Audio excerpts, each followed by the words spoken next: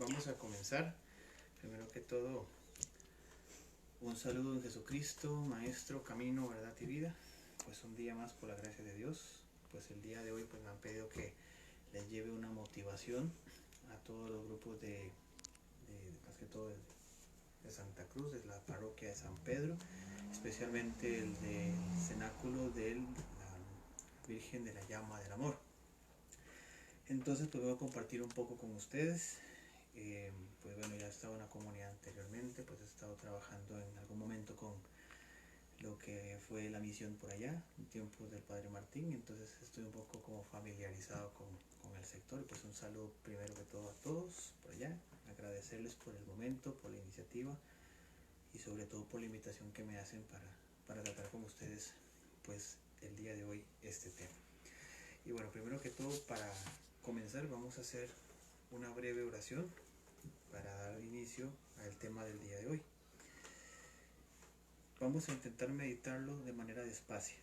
¿Por qué? Porque esto es una oración, un salmo, por decirlo así, sacado también de la palabra de Dios, de un misionero argentino, se llamaba Lucho Espinal, de la Compañía de Jesús, ¿verdad? Más conocido como los jesuitas. Y vamos a ir haciéndolo a forma de oración, meditándola paso a paso. Y dice así: en el nombre del Padre, del Hijo y del Espíritu Santo. Amén. Jesucristo ha dicho: quien quiera economizar su vida, la perderá, y quien quiera gastarla por mí, la recobrará en la vida eterna. Pero a nosotros nos da miedo gastar la vida, entregarla sin reservas. Un terrible instinto de conservación nos lleva hacia el egoísmo y nos atenaza cuando queremos jugarnos la vida. Señor Jesucristo, nos da miedo gastar la vida, pero la vida tú nos la has dado para gastarla. No se puede economizar la vida en estéril egoísmo. Gastar la vida es trabajar por los demás, aunque no paguen. Hacer un favor al que no va a devolver. Gastar la vida es lanzarse aún al fracaso. Si hace falta, sin falsas prudencias, es quemar las naves en el bien del prójimo. Somos antorchas que solo tenemos sentido cuando nos quemamos, solamente entonces seremos luz. Líbranos de la prudencia cobarde que nos hace evitar el sacrificio y buscar la seguridad. Gastar la vida no se hace con gastos ampulosos o falta teatralidad. La vida se da sencillamente sin publicidad, como el agua de la vertiente, como la madre que da pecho a su hijo, como el sudor del humilde sembrador. Entrénanos, Señor, a lanzarnos a lo imposible, porque detrás de lo imposible está tu gracia y tu presencia. No podemos caer en el vacío. El futuro es el enigma, nuestro camino se interna en la niebla, pero queremos seguir dándonos, porque tú estás esperando en la noche con mil ojos humanos rebosando lágrimas. Amén. Igual en forma de oración, pues vamos a profundizar un poco y vamos a empezar con el tema en sí. El tema que he querido tratar con ustedes es una motivación al trabajo, una motivación a dar la vida, una idea de seguir trabajando por el reino. Sabemos que en el tiempo en el que nos estamos dando ahorita, en tiempo de confinamiento, pues no es tan sencillo trabajar. Pues ahora nos vemos diezmados de los sacramentos, diezmados de los templos, diezmados inclusive de reunirnos y orar, pero tenemos que seguir haciendo lo posible. Y este texto me llamó mucho la atención porque lo había leído hace muchos años, cuando estudiaba todavía, y me encontraba con una de las frases quizás más bonitas de este texto. Somos antorchas que solo tenemos sentido cuando nos quemamos, solamente entonces seremos luz. Y por aquí nos vamos a encarrilar. Solamente dándonos, solamente quemándonos. Esta pues es una paradoja que nos compara a ver con la candela, con la vela, que si no se consume, no funciona, no da luz. ¿Qué pasaría? Se resume en que la candelita quedaría únicamente como un adorno. Nosotros cristianos no somos un adorno. Estamos llamados a dar de alguna manera algo más. Y a eso vamos. Quiero cerrar este espacio de oración con una oración a la Virgen María, que ya ustedes conocerán, que es el Magnificat. Y le vamos a rezar. Proclama mi alma la grandeza del Señor, se alegra mi espíritu en Dios mi Salvador, porque ha mirado la humillación de su esclava.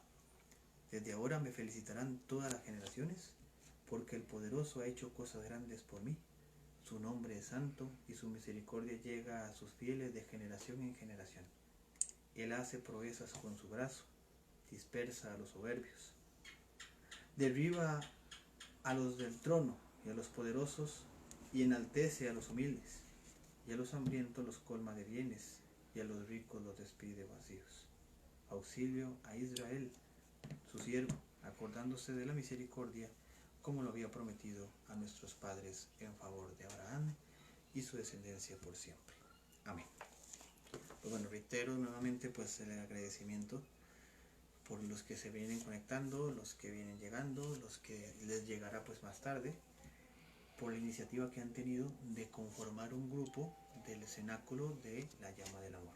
Pues hace unos días pues tuve la experiencia de rezar y me ha llamado pues muchísimo la atención. Nosotros, les cuento, nosotros porque, a ver, yo vengo de Escazú, de San José, hacemos algo semejante, nos reunimos a rezar el rosario, nos reunimos como hermanos a mantenernos pues de alguna manera interactuando, manteniendo siempre pues la idea de estar cerca, de estar unidos. Y básicamente les sigo instando para que sigan haciendo lo que están haciendo, ¿verdad? Porque esto es una cuestión que se nos va a mantener quizás por un largo tiempo y vamos a tener que buscar la manera de ser creativos.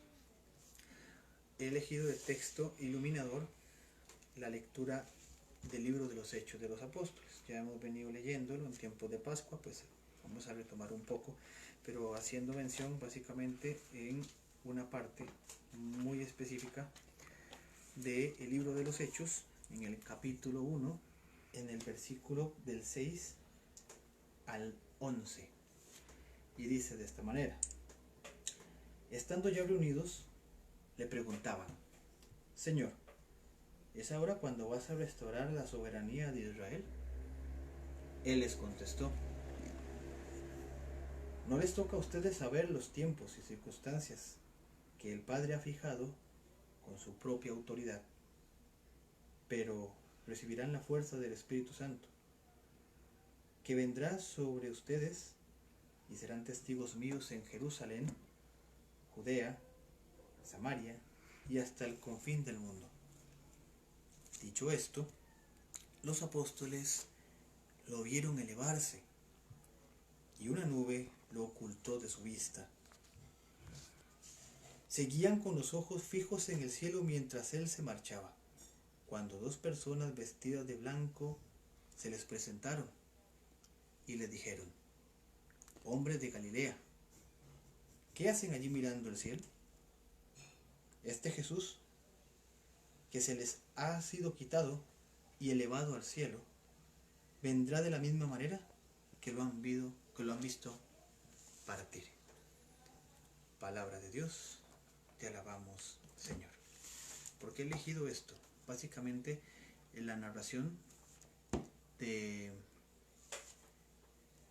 texto nos va a hablar de algo importante: la resurrección y la ascensión de Jesús a los cielos. Lo hemos visto, lo hemos vivido en este tiempo litúrgico, que a pesar de que ha sido un poco como difícil no vivirlo, pero a ver, lo hemos estado trabajando, nos hemos encontrado con muchas dificultades. El texto nos habla básicamente de una última vez que sus discípulos ven a Jesús y le preguntan: Jesús, a ver, ya vas a restaurar lo que viene, ¿no? lo que nosotros conocemos en teología como la parusía, ¿no? La segunda venida, vas a restaurar ya con aquellas ansias, ¿no? Y él le dijo que todavía no, sí, que todavía no, que iba a venir el Espíritu Santo. Pero voy a basarme en esta frase muy bonita, ¿no? ¿Qué hacen allí mirando al cielo? Les preguntan los ángeles a los discípulos. Y yo les hago a ustedes la pregunta, ¿qué hacen ustedes allí? Mirando no sé para dónde. Hace falta muchísimas cosas para seguir trabajando. Les voy a contar algo interesante y eso es para lo que hemos sido invitados, ¿no? Lo que nos decía Lucho Espinal, gastar la vida, lo que nos dice el Evangelio, ¿qué hacen ahí mirando? Y ahorita les leo otro texto. La idea es que ustedes se pongan y promuevan, y trabajen, y aumenten. Los agentes de pastoral están llamados a eso, a estar comprometidos con la parroquia. Básicamente, pues parece ser que a veces nosotros no tenemos como que mucho compromiso. Recuerdo que en mi tiempo, cuando estuve allá en misión para la Semana Santa del año 2015 más o menos, pues lo que nos hablaban era más que todo del compromiso. ¿Qué compromiso tienen los agentes de pastoral con la comunidad de San Pedro de Santa Cruz? Pues bueno, a ver, eso era una cuestión que había que trabajar, ¿no? ¿Qué compromiso tienen ustedes? Y vuelvo y les digo, ¿qué hacen mirando? Pónganse a trabajar. Hay muchas cosas que hacer. Me pregunto los niños, me pregunto los adolescentes, incluso me pregunto las personas. Y a veces no queda más que orar. Incluso orando estamos haciendo algo. Es una pregunta fuerte. A veces creemos que la oración es solamente pues reunirnos y ya. No, es que esto nos va a llevar a una vida, a dar la vida, a gastar la vida. Por muchísimos factores que nos puedan poner dificultades en la vida, pues tenemos que tener la capacidad de dar una respuesta positiva. A veces cuando hablamos del discernimiento vocacional, la gente dice, bueno, es que esto le queda solamente a los curas o a las monjas, ¿no? Que tienen que discernir si esto o lo otro. No. El discernimiento se extiende incluso a nuestra propia vida. El Espíritu Santo que hemos recibido en el bautismo y que se nos ha dado en plenitud ya en la confirmación, nos comprometen de manera muy exigente con la iglesia. De hecho, no sé si ustedes entenderán o sabrán que cuando una persona se confirma en la iglesia adquiere 3 compromisos. Primer compromiso, amar la iglesia. ¿Cuántos de nosotros amamos a la iglesia? Yo les voy a comentar desde mi experiencia, pues no tengo otra cosa que decirles. Pero al haber cerrado los templos, al no poder dar catequesis, al no volver a ver los grupos de oración de los que participo, sentí una gran necesidad de hacer algo. Sentía un dolor acá. No sé si ustedes lo van a percibir. De un momento a otro recibíamos la Eucaristía, pues ahora es un ayuno sacramental obligatorio por cuestiones de salud. Pero llega un punto donde en el tránsito de todo esto empezamos a sentir un dolor aquí, ¿no? Como, venga, es que esto me duele. Y sabemos que cuando hay un compromiso, nos duele en ese sentido el corazón, o sea, el amor. Amar, la segunda es conocer. La segunda es conocer. ¿Qué es conocer? Bueno, yo no les vengo a decir a ustedes que deben de conocerse de tapa a tapa la Biblia, o que deben de leerse el catecismo de la Iglesia Católica y tenerse los numerales de memoria, pero conocer la iglesia es una experiencia muy bonita. Hace muchos años, conversando con un padre, un amigo sacerdote, decía que le caía muy mal cuando la gente decía, vamos a congregarnos a misa, ¿verdad? Decía eso, no, eso de congregarse le queda solamente a las personas que están ahorita haciendo pues tumultos en la calle, ¿no? Y haciendo marchas sexistas y marchas políticas y todo esto, no le queda a un cristiano. El cristiano va a interactuar a la iglesia, porque la iglesia es un cuerpo, ya lo dirá San Pablo, ¿no? En Romanos, y nos volverá a tocar un poco más adelante con los dones del Espíritu Santo en Primera de Corintios, ¿no? Pero más que todo por esta línea nos va a hablar él de que eso es la interacción. Conocer la iglesia es conocer al hermano que necesita, conocer a la iglesia es atender a la persona pobre, atender al que no sabe, corregir al que se ha equivocado, y nos queda incluso el capítulo 5 del Evangelio de Mateo, que son las obras de misericordia, corporales y espirituales. Eso es conocer. No solamente tener técnicamente un conocimiento literal que nos viene a iluminar claramente, porque siempre va a funcionar, pero no es saber muchas cosas, es poner en práctica muchas otras. Eso es conocer la iglesia, la necesidad que las personas tienen en los templos, en la comunidad, inclusive nosotros hemos buscado de hacer un grupo de oración para las intenciones, y ese que se hace siempre pues en el cenáculo, ¿no? ¿Cuáles son nuestras necesidades de oración?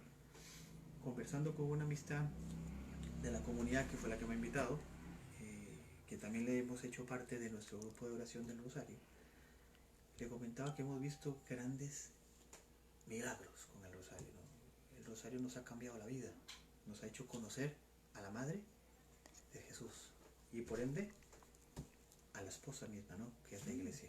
Gracias a Dios pues hemos tenido la oportunidad de ir viendo cosas maravillosas por medio del Rosario, y conocer la Iglesia nos ha permitido eso, ¿no? Unirnos en oración, unirnos en la participación. Llevamos dos, ¿no? Amar la Iglesia, conocer la Iglesia. La segunda es defender la Iglesia. Esto es otra cosa importante. Si no amamos, no hay un sentido de pertenencia. Y si no hay un sentido de pertenencia, conocer a alguien, a ver, hablemos de las cosas concretas de la vida. Si comenzamos una relación amorosa con alguien y no hay un conocimiento previo a esta persona, pues la relación se rompe, no tiene fundamento, no es fundamentalmente sólida. Conocemos una fachada, pero no conocemos el interior. Conocer a alguien es empezando a amar y empezando a respetar, y como diría San Pablo, si no podemos amarnos unos a otros, pues bueno, nos va a tocar soportarnos unos a otros. Con esto, el respetar y defender la Iglesia nos queda muy bien.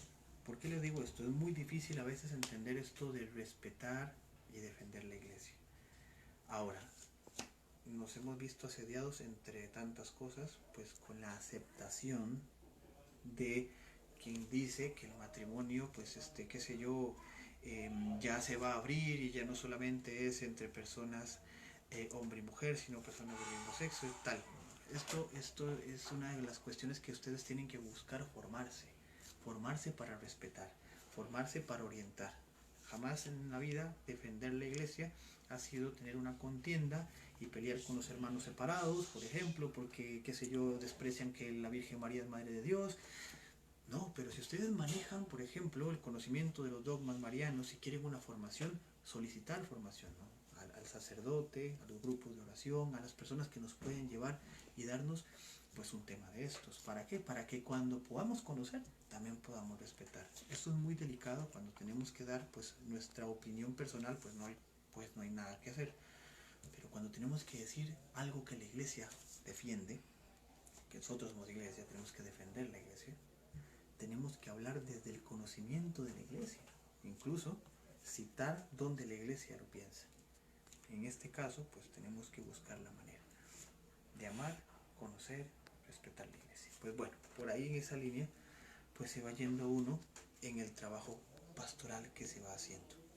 Hay otro tema que quería tocar, pues es el tema de las seguridades.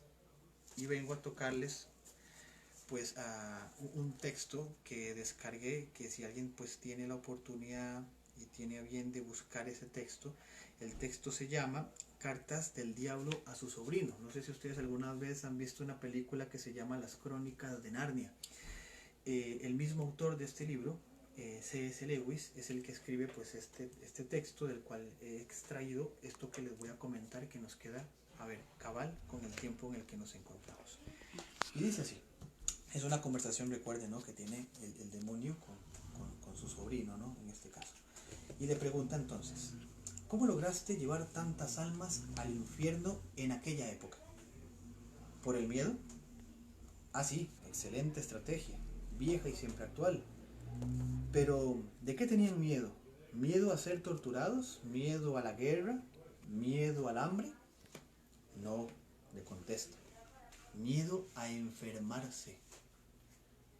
Pero entonces nadie se enfermaba en esa época. Sí, se enfermaban. ¿Nadie más moría? Sí, sí morían. Pero ¿no había cura para la enfermedad? Sí, había. Entonces lo entiendo. Y explica en este caso el demonio del cómo llevó a condenar a tantas almas. Como nadie más creía y enseñaba sobre la vida eterna y la muerte eterna, pensaban que solo tenían esa vida. ¿Cuál vida? Esta, ¿no? La vida terrena. Y se aferraban a ella con todas sus fuerzas, incluso si les costaba afecto. No se abrazaban, ni se saludaban, ni tenían ningún contacto humano durante días y días. Su dinero, perdieron sus trabajos, gastaron todos sus ahorros y aún así se creían afortunados siendo impedidos de ganarse el pan, como nos pasa en este momento, ¿no? Su inteligencia.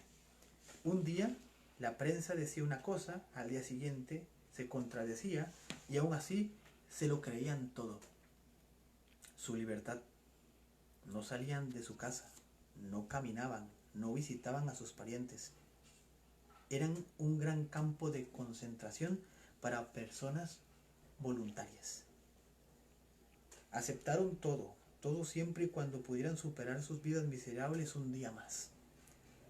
Ya no tenían la más mínima idea de quién era Él, el Señor, obviamente Dios, y solo Él es quien da la vida, la termina. Fue así, tan fácil como nunca había sido.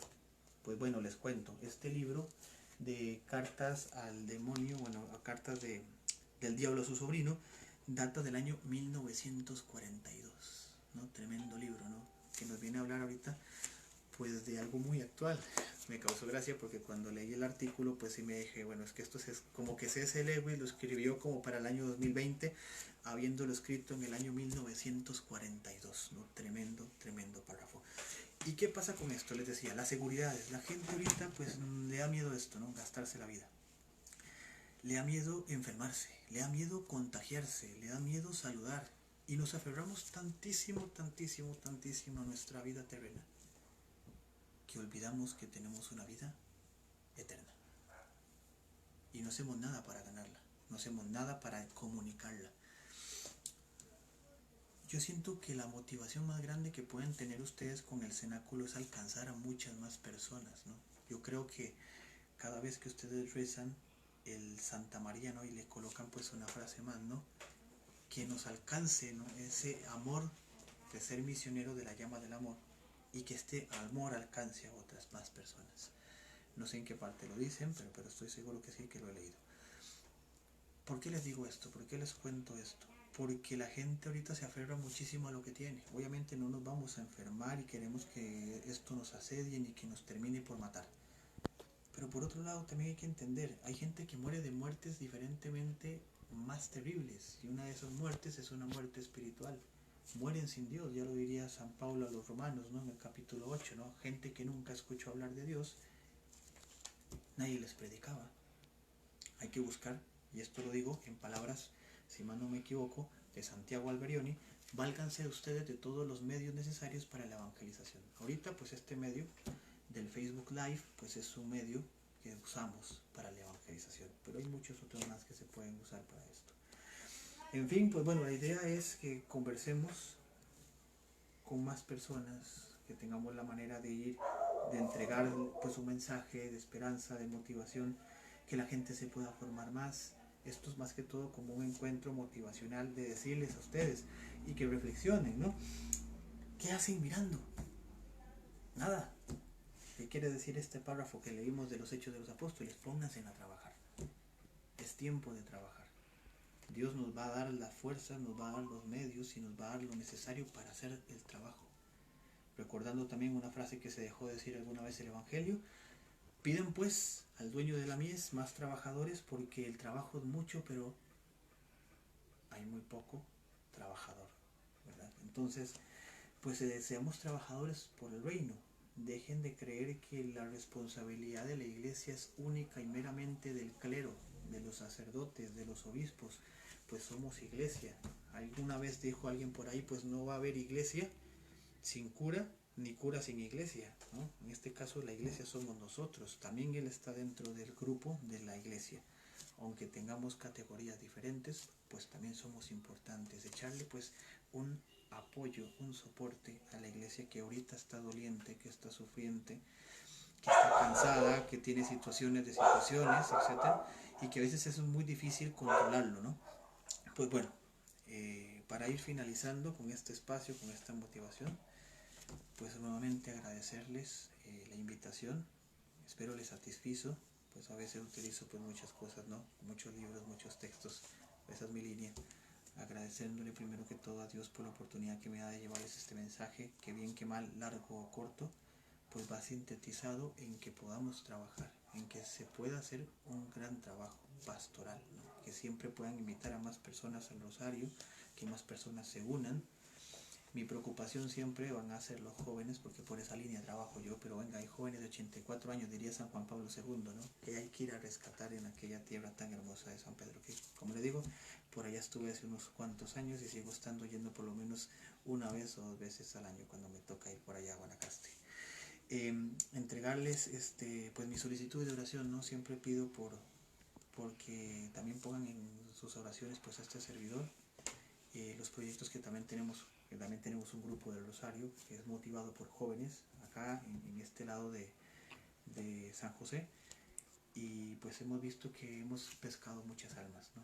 El Rosario tiene un poder increíble, la gente no lo entiende. En frases del Padre Pío, el Rosario es el arma para estos tiempos. Pidamos pues entonces a Dios que nos siga dando la virtud de seguir adelante. Para terminar, vamos a hacer un momento, un espacio de oración. Simplemente vamos a pedirle al Señor, en nombre del Padre, del Hijo y del Espíritu Santo. Señor Dios Padre Todopoderoso, danos la gracia de seguir trabajando, de seguir haciendo las cosas de alguna manera bien. Ayúdanos a mirar la necesidad del hermano, de aquellos que han pasado por el mundo, que necesitan de nuestra ayuda. No nos hagas indiferentes a su llamado. Muchas veces contestar a un llamado no está desde dar un peso o de dar alguna acción, está simplemente incluso con el que escuche, con el que tiene una palabra de sabiduría. A veces necesitamos esto. Así que le hemos pedido tantas veces en el Rosario a la Virgen, danos fe, esperanza y caridad. Madre mía Inmaculada, ayúdanos a incrementar pues estas virtudes, ¿no? Ella que es dispensadora de todas las virtudes, pues que nos dé lo que nos haga falta. En frases de San Agustín, Señor, dame lo que necesitas y pídeme lo que quieras. Que nuestro sí sea un sí como el de María, ¿no? Un hágase en mí según tu palabra. Pues bueno, en nombre del Padre, del Hijo y del Espíritu Santo, le pedimos al Señor que nos dé su santa bendición de la mano de María y de Jesús. Decimos despacio: querida y eterna Madre mía, María, ampárame, cuida de mi inteligencia, de mi corazón y mis sentidos, para que nunca cometa el pecado. Santifica mis pensamientos, afectos, palabras y acciones, para que pueda agradarte a ti y a tu Jesús y Dios mío, y contigo llegue al paraíso. Jesús y María, danos vuestra santa bendición en el nombre del Padre, y del Hijo, y del Espíritu Santo. Amén. Que tengan todos una muy buena noche y una velada en paz y tranquila. Que Dios los bendiga.